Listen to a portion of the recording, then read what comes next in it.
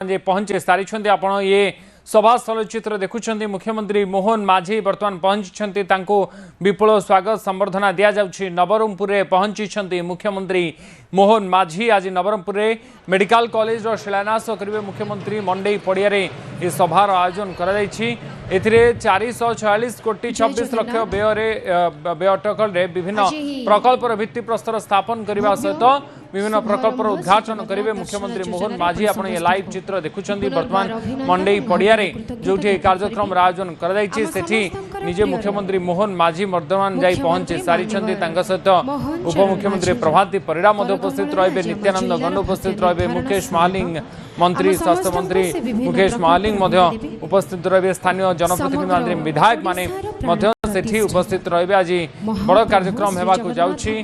नवरंगपुर में मुख्यमंत्री मोहन माझी जा पहुंची सारी नवरंगपुर मेडिकल कॉलेज शिलान्यास करेंगे। मुख्यमंत्री मोहन माझी मंडई पड़िया आयोजित सभारे सामिल होई 446 कोटी 26 लाख टंका व्यय अटकल विभिन्न प्रकल्पर भित्तिप्रस्तर स्थापन करने सहित उद्घाटन करेंगे। सीएम 50 एकर 54 डेसिमिल जमी पडालगुड़ा ठारे निर्माण हेबो नूतन सरकारी मेडिकल कॉलेज।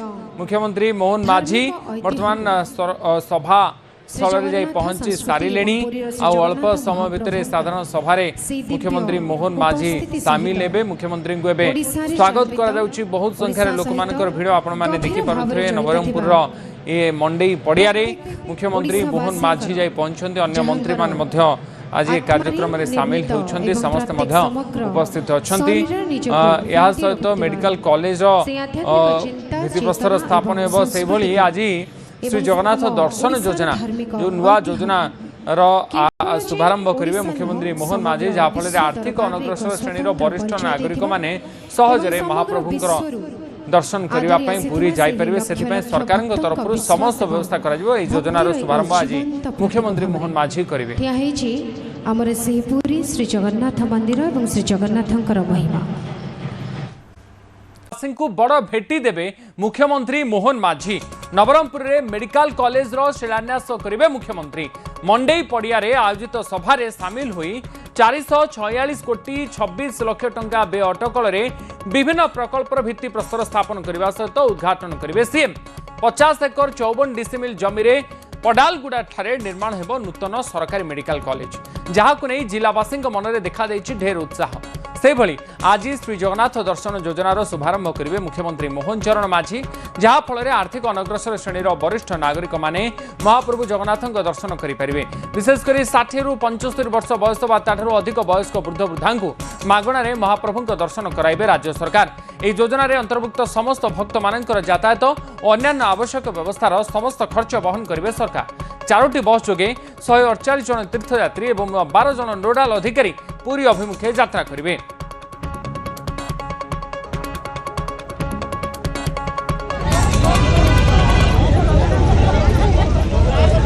नवरंगपुर आज ऐतिहासिक दिन।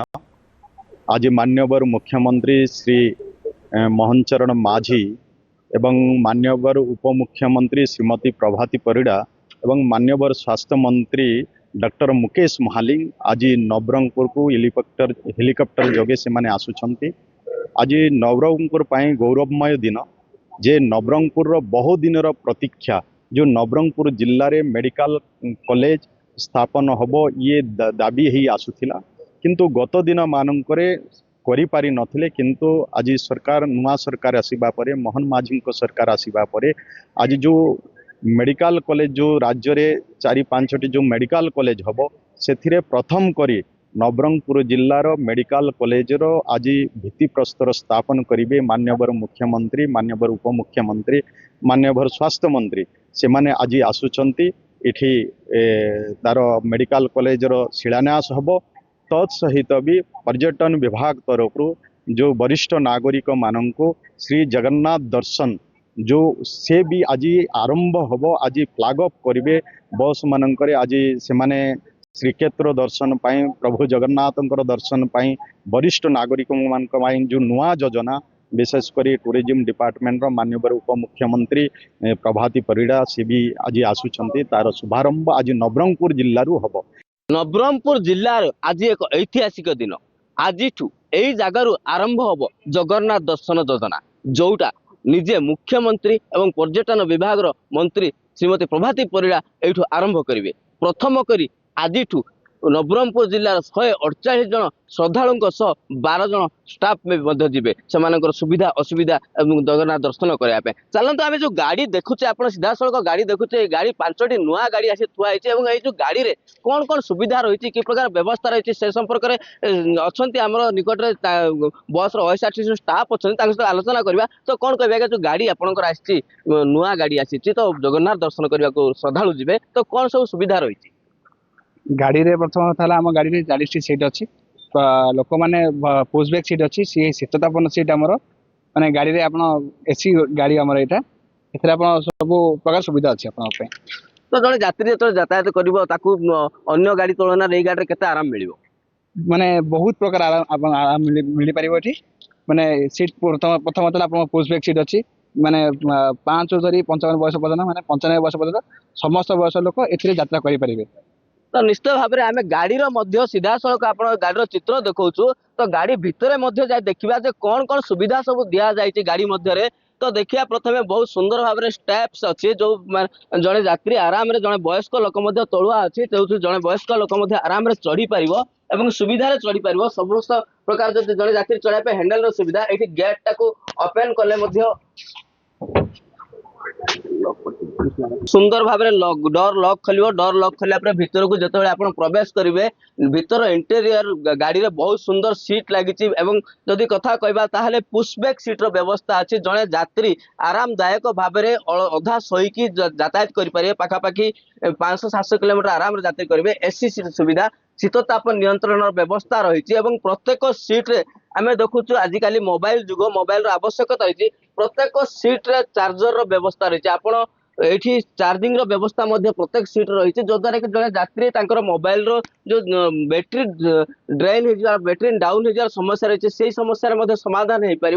तो ये आज जो बस गुड़ाक अच्छी शुभारंभ हम एवं यही बस रे आज 148 जन यात्री नवरंगपुर जिलूर बाहर श्रद्धालु जो मैंने कि जगन्नाथ दर्शन करने को इच्छा करुले किंतु आर्थिक अनग्रसर किंबा सुविधा नाला जापे से सरकार गोटे सुजोग आनी संपूर्ण मागणार जीवा आसवा रहा खर्च सरकार बहन करेंगे और से सहायता सकाशे 12 जन मेंबर स्टाफ जीवे जी कि सुविधा असुविधा कथा बुझे। निश्चित भाव योजना को स्थानीय बासिंदा गृह से प्रशंसा कर योजना केवल नवरंगपुर नुह ओडिशार अनेक जिले में योजना आगामी दिन में लागू होगा। यही योजना नियमित चलो जद्वारा कौन जड़े ओडिया जगन्नाथ दर्शन करने को चाहूब आर्थिक क्षेत्र में दुर्बल थी से जगन्नाथ दर्शन करने को असंभव नहीं सब संभव हो पारा वर्तमान सरकार रे।